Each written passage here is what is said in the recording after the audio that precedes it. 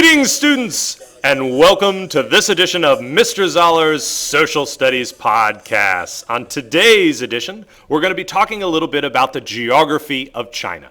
And when talking about Chinese geography, the most important question to ask is, where in the world is China? Well, look at this map and identify the location of China. China is located in Eastern Asia.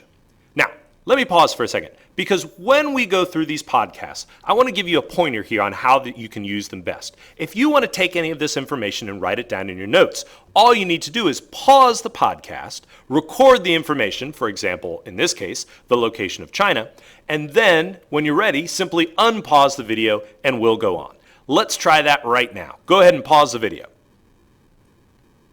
And we're back. All right. Now that we've talked about the location of China, let's see if we can understand exactly why that location is so important. There are two important geographic factors that limited China's contact with outsiders. One example of this would be long distances. Quite simply, because of China's location in Eastern Asia, they were just simply very far away from other contemporary civilizations in the world at that time. But there's another geographic factor at work here as well, and that is natural barriers. China is surrounded by a series of imposing natural barriers that makes it very difficult for people to come into or out of China. Let me give you some examples of what I'm talking about. The first natural barrier that I want to talk about is the Tibetan Plateau. Go ahead and write that down. Now, in order to understand why the Tibetan Plateau is such an imposing barrier, we first need to make sure that we understand exactly what a plateau is. Do you remember your geographic terms? A plateau is a mostly level expanse of land that is at a very high elevation. Let me give you a photo of what I'm talking about. This is the city of Lhasa, which is the capital city of Tibet. But what I want you to notice here in the background is that we do have mountains. We do have some elevation within the plateau. A plateau itself is not necessarily entirely flat. There'll still be peaks and valleys. But what I want you to understand is the entire landscape itself is raised to a very high elevation. That's why plateaus can be challenging natural barriers to cross. Let me give you another example of a natural barrier. We also see the Himalayan mountains forming part of the natural border of China. Now, when we're talking about the Himalayan mountains, then you've got to remember that that is the largest mountain range in the world. Take a look at a photo here of one of these particular mountains. By the way, do you have an idea of exactly what mountain we must be looking at here? That's right.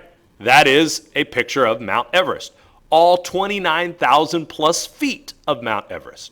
So that gives you a good idea of exactly how challenging it would be to try to enter China by crossing over the Himalayan mountains. Here's another imposing natural barrier.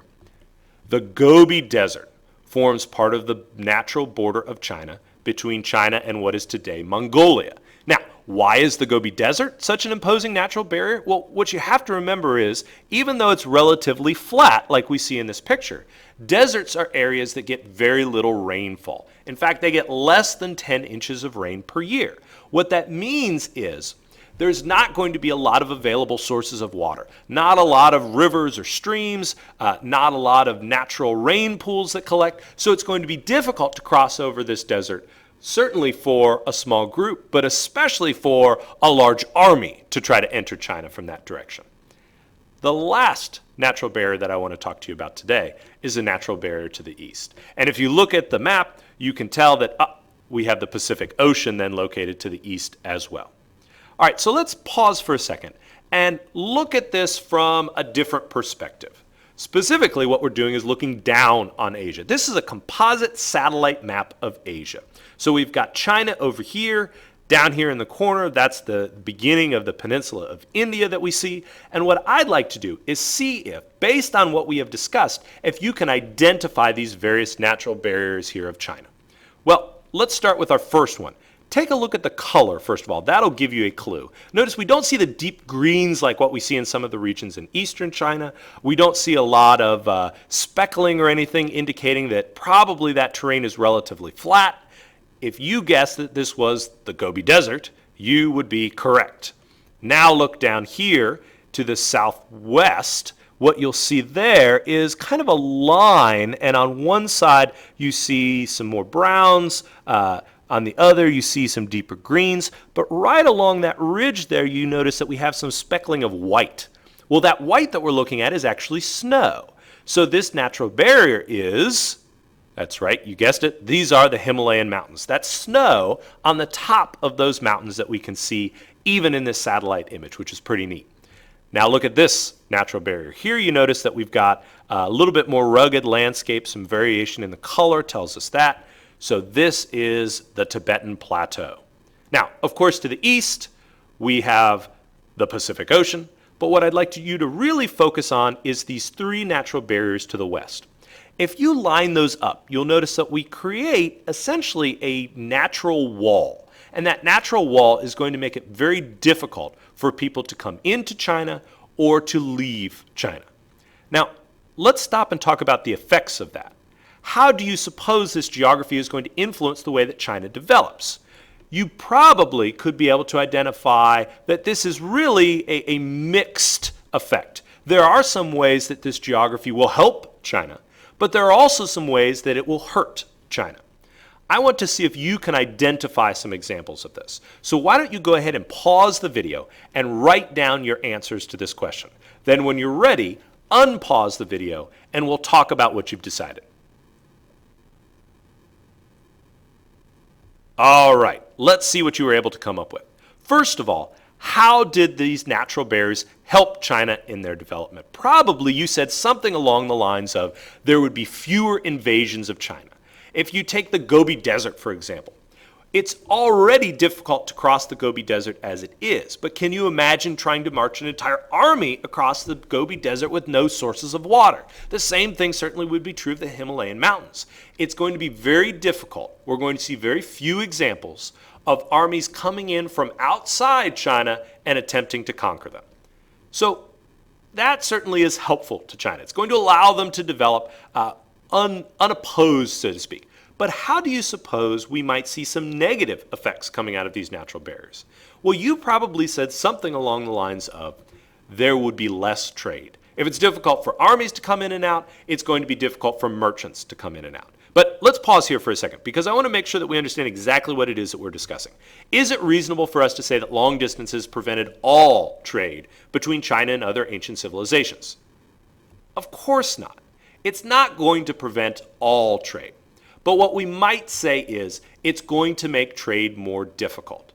We're going to see it be more difficult for merchants to bring goods in and out of China. It's going to be difficult for ideas to travel in and out of China as a result of these natural barriers. All right, let's switch gears and talk a little bit about the rivers of China. There are two rivers that I'm going to want you to know. One is called the Huang He River, and the other is called the Yangtze River. Now, what we see happening in China is a tendency by these rivers to flood, and that does two different things. On the one hand, it deposits fertile soil on the land around it after it floods. But, of course, there's the destruction that's caused by the floods. So what we see here is, again, a mixed effect from these geographic features. Does this sound familiar to you, by the way? Does this sound like any other civilization that you've studied before? Now, you might come up with several different examples, but probably the most famous example that we know of a river that floods, but as a result of the flood allows the civilization to exist there would be, how about Egypt? Let's look at another satellite image. Here's a satellite image looking down on Egypt, and you can clearly see the location of the Nile River. Because along the Nile River, we see green area. That's area that's been irrigated by the waters of the Nile River. And that farming wouldn't be there if it wasn't for the Nile River. How do I know that? Well, look at the area that surrounds the Nile River. Around it, all we see is vast open desert. But near the Nile River, we see lush green farmland. We see something similar happening in China as well. Let's go back to China and talk a little bit about the Huang He River, which has a very ominous nickname. It is sometimes called the River of Sorrows. Now, where do you suppose it's going to get a name like the River of Sorrows? Well, of course, that comes from the destructive flooding. When it floods, it levels crops and houses. So then you might ask, well, then why would people continue to live near this river? Why wouldn't they live farther away from the river so that they didn't experience all these negative effects? Well, the reason is because by living near the river, they can take advantage of the fertile soil that's deposited. There are a lot of crops, like, for example, rice, that thrive in this sort of environment. So let's talk about that fertile soil for a second. There's a name for this yellow soil that blows off of areas like the Gobi Desert. It gets picked up into the waters of the river, and then when the rivers flood, and then they recede again afterwards, they leave behind this yellow soil. This is known as loess. Go ahead and write that down. Loess is that yellow soil that is brought by the floods, and this is why we see these farmers continuing to live on the banks of these rivers. Well, that's it for today's podcast. I hope you have enjoyed it, and keep studying the social studies.